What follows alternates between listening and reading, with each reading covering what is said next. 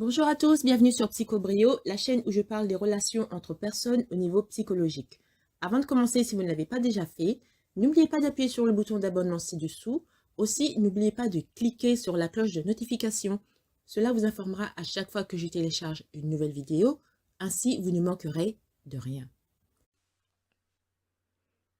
Imaginez que vous êtes sur la voie du succès dans un domaine particulier de votre vie et vous n'obtenez pas l'amour et le soutien de vos amis et de votre famille. Vous pensiez peut-être que vous allez obtenir leur soutien parce qu'après tout, vous avez réussi, mais ils ne vous soutiennent pas. Eh bien, il y a des raisons psychologiques pour cela. C'est beaucoup plus courant que la plupart des gens ne le pensent, mais pourtant, nous ne parlons pas de ces choses. Nous allons donc en parler aujourd'hui. Donc, beaucoup de gens qui voient que vous avez réussi en termes de santé, de forme physique et de perte de poids, que vous vous êtes libéré de vos dettes et que vous avez acheté une maison, etc. Beaucoup de ces gens-là, vous espérez qu'ils vont vous féliciter, qu'ils vont être heureux pour vous. Mais ce n'est pas toujours le cas.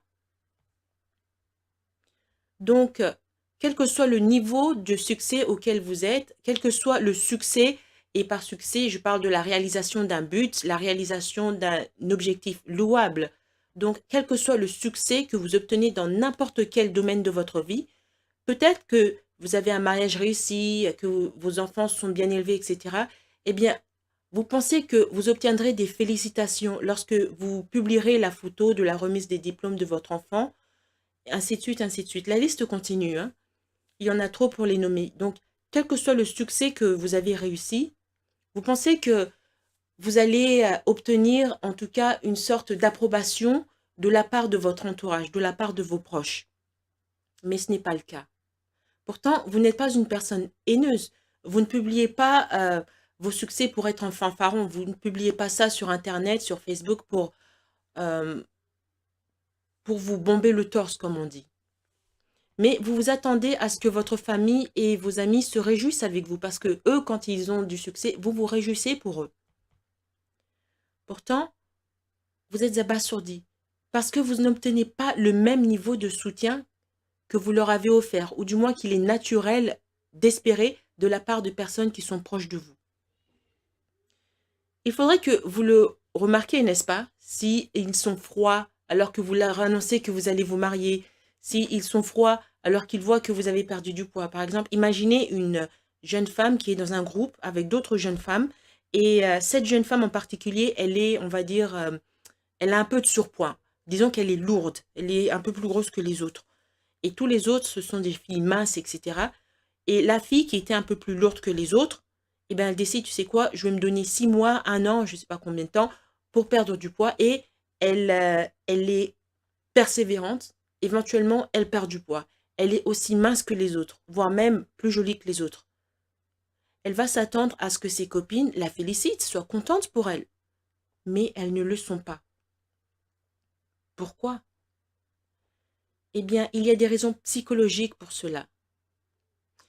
Par exemple, si vous cousez des graines de tomates et que c'est le moment de la récolte, quand c'est le temps de la récolte, vous n'avez pas de tomates.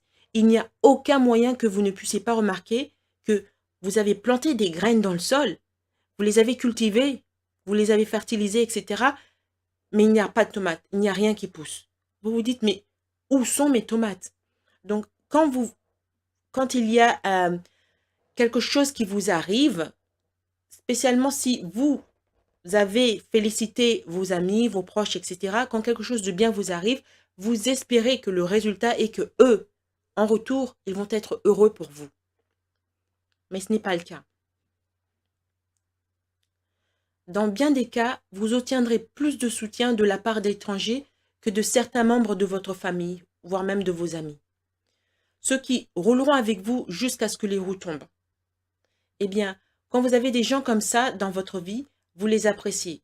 Vous leur faites savoir que vous les appréciez.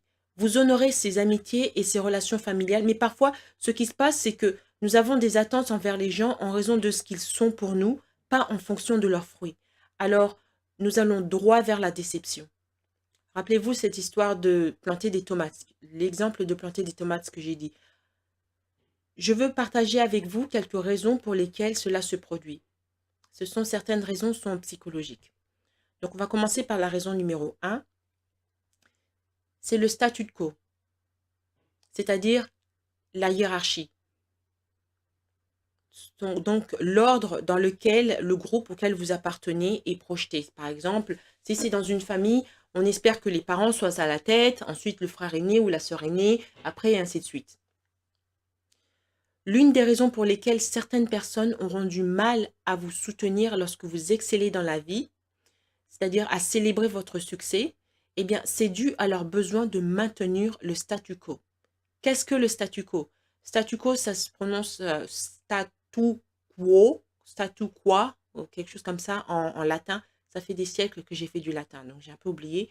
Mais en gros, le statu quo, ça veut dire l'état actuel des choses. Les gens veulent maintenir l'état actuel des choses. Si vous, vous réussissez et qu'ils ne vous félicitent pas, c'est parce que vous avez bouleversé l'état actuel des choses.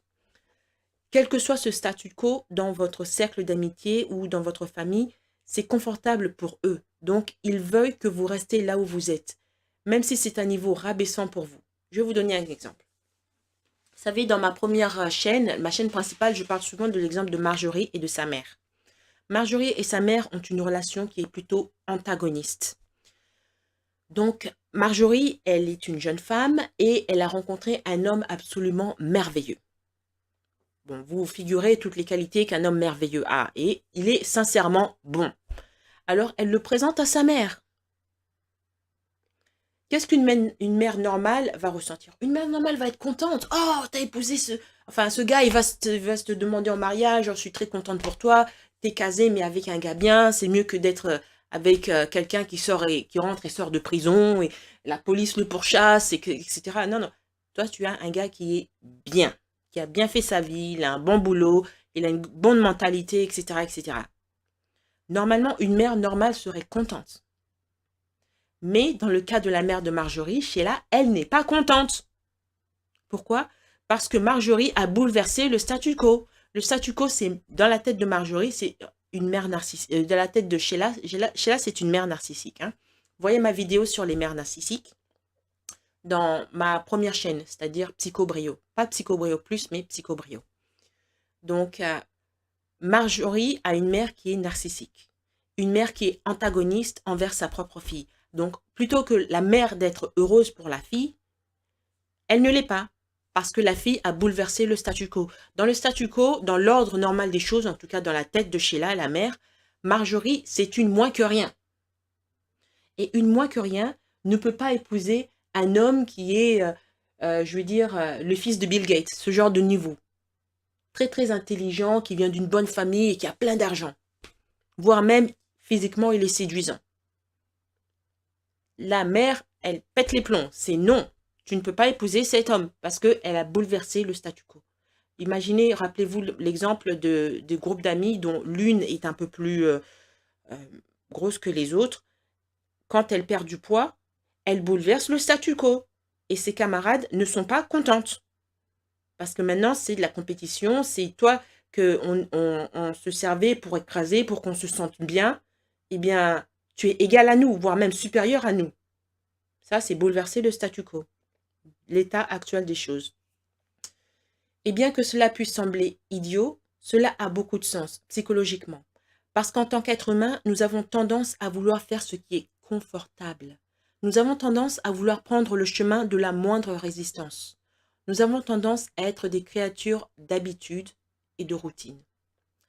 Et donc, si l'habitude et la routine dans votre cercle d'amitié, familial, etc., et que la personne qui est le médecin ou l'avocat, si cette personne est considérée comme celle qui a réussi et à qui tout le monde va demander conseil, maintenant que vous avez eu un succès dans un domaine particulier, dans votre business, les gens viennent vous demander conseil. Cela bouleverse le statu quo et la dynamique de la relation familiale ou amicale. Donc, la famille doit maintenant changer, n'est-ce pas? Ce qui se passe, c'est qu'ils craignent que votre élévation ne change les points de vue perçus des personnes au sein de la structure familiale ou du cercle d'amitié. Donc, s'ils considèrent par exemple Amandine comme étant la plus prospère de la famille, mais que maintenant Betty a un petit business et que son business commence à gagner de l'argent, à prospérer, à faire très très bien au point que Betty peut se permettre de s'acheter 10 nouvelles maisons dans le quartier le plus cher de la ville, eh bien, Betty est maintenant un succès égal ou supérieur à Amandine. Cette réussite peut rendre certaines personnes mal à l'aise parce qu'elles doivent changer leur système de pensée. Au début, ils pensaient, oh, cette personne, c'est une moins que rien, c'est une vaut rien. Et ils étaient à l'aise à penser comme ça. Tout à coup, cette moins que rien, cette vaut rien, a prouvé que ces gens-là avaient tort. Donc, c'est inconfortable d'avoir tort. Donc, cela bouleverse l'équilibre, la dynamique de la famille, de l'amitié, etc. L'une des choses à connaître sur les dynamiques sociales est que chaque groupe a un ensemble de façons ou de modèles de comportement et de croyances de longue date et des modèles générationnels et des traditions auxquels les membres adhèrent. Donc, quand une ou plusieurs personnes commencent à faire des changements par rapport à ces modèles et à ces traditions et à la façon dont les gens se rapportent les uns aux autres, cela bouleverse le statu quo. Par exemple, imaginez un pays hétérogène où tout le monde se ressemble. Donc, dans ce pays, il y a une entreprise et dans cette entreprise, ils ont embauché un immigrant qui est physiquement différent. Et avec le temps, cet immigré a beaucoup plus de succès que ses collègues. Cela peut mettre mal à l'aise les collègues, les managers, etc., etc. Parce que ça bouleverse le statu quo. Cet immigré, il était là pour faire le travail que les autres n'avaient pas envie de faire. Ou il était là pour montrer au monde entier que la compagnie n'avait pas des préjugés. Ou il avait un but particulier pour lequel ils ont engagé cet immigré. Mais quel que soit ce but, ce n'était jamais qu'il soit supérieur aux autres. Il devait toujours être en dessous. À la limite, ils vont tolérer qu'il soit égal. Tolérer, ça dépend des compagnies, mais jamais qu'il monte. Ça, c'est bouleverser le statu quo. Mais vous savez, ce genre de scène peut être reproduit dans le monde entier, dans les 4 coins de la planète. Il n'y a pas un pays qui y échappe. Il n'y a pas un groupe euh, racial, ethnique, etc., qui échappe à ce genre de scénario. Si c'est vous, la personne qui réussissez, vous obtiendrez un certain contre-coup à cause de cela. Mais si vous êtes préparé quand cela se produit, eh bien, vous ne serez pas abasourdi. Vous pourriez réajuster vos attentes afin que, quel que soit ce qui vous arrive, vous étiez préparé. Vous êtes aligné avec la réalité. Il y a beaucoup de gens qui ont tendance à se fâcher quand le statu quo change. Et c'est souvent les personnes les plus proches de vous, vos familles, votre ami, les collègues que vous voyez tous les jours. Imaginez encore cette scène. Donc, dans une entreprise, il y avait un ancien SDF. Il a été embauché et il travaille en tant qu'homme de ménage. Tout le monde sait que cet homme, c'était un SDF. Alors, tout le monde dit, oh, Marco, c'est l'ancien SDF, la compagnie travaille avec une charité, et donc ils l'ont embauché, ils l'ont lavé, etc. Et maintenant, Marco nettoie les toilettes. Donc, les employés en costume cravate regardent Marco un peu de haut. Genre, nous, on est un peu supérieur, on travaille dans des bureaux, on est en face des ordinateurs, et toi, ben, tu nettoies des toilettes, etc. Et devinez quoi? Un jour, Marco, l'employé ex-SDF, gagne au loto et il devient millionnaire. Vous pensez que les employés seront contents pour lui? Qu'ils se réjouiront pour lui? Normalement, quand quelque chose de magnifique comme ça arrive à quelqu'un, vous devez être content. Mais si c'est quelqu'un que vous regardiez de haut, que vous étiez confortable, enfin que les employés, on va dire, regardaient de haut, qu'ils étaient confortables à la hiérarchie, genre lui, il est très bas, nous, on est très haut, lui, il est sale, nous, on est propre, eh bien, ces employés, ils ne seront pas contents. Pourquoi? Parce que maintenant, l'ordre hiérarchique a été bouleversé. Ça a changé. Le clodo que tout le monde regardait de haut au niveau financier est maintenant encore plus élevé que les employés, voire même plus élevé que le grand boss de l'entreprise. Il a les moyens de quitter son travail et de se la roucouler à Tahiti pendant le restant de sa vie s'il veut. Donc, dans la prochaine vidéo, nous examinerons d'où vient ce genre de comportement. Le genre de comportement qui est de regarder à bas les gens qui sont différents dans le sens où maintenant ils ont progressé d'une manière que nous n'espérions pas. Donc si on comprend ce genre de comportement, cela nous aidera à ne pas intérioriser et personnaliser le manque de soutien à notre égard lorsque nous réussissons quelque chose, nous l'annonçons au monde et nous espérons que les proches, les gens que nous aimons, vont nous soutenir, vont au moins être heureux pour nous. Ça, on verra ça dans la prochaine vidéo. Merci d'avoir écouté cette vidéo. Avant de partir, n'oubliez pas de vous abonner et de partager cette vidéo en ligne. Il y a sûrement quelqu'un que vous connaissez qui a besoin d'en savoir plus sur ce qu'il en est réellement des narcissiques et des problèmes de santé mentale. Si vous aussi, vous voulez me demander de développer un sujet sur les relations psychologiques qui vous intéressent, vous pouvez me contacter par le moyen de mon compte Buy Me a Coffee. Le lien est en bas. Merci et à bientôt!